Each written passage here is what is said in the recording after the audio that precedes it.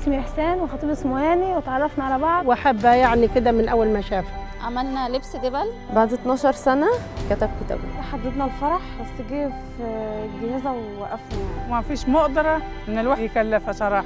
كنت عايزة أعملها كارد. احنا ناس على قدنا يعني وفقارة، وبعدين ربنا كرمنا وجاء.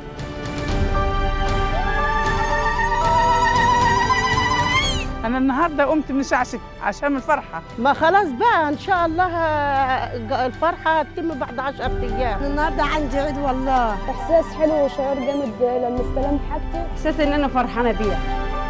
الحمد لله دخلوا الفرحة في قلوبنا وقلوب بنتنا. يا رب يعمر بيتهم بيتك وحياة كريم.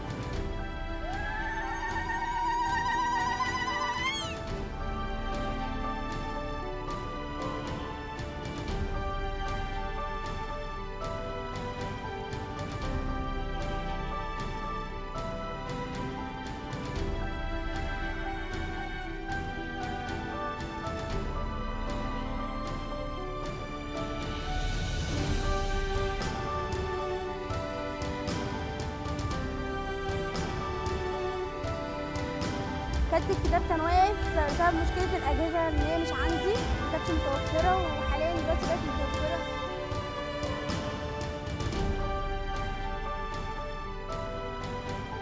شكرا بيتك وبنك حياة كريمة.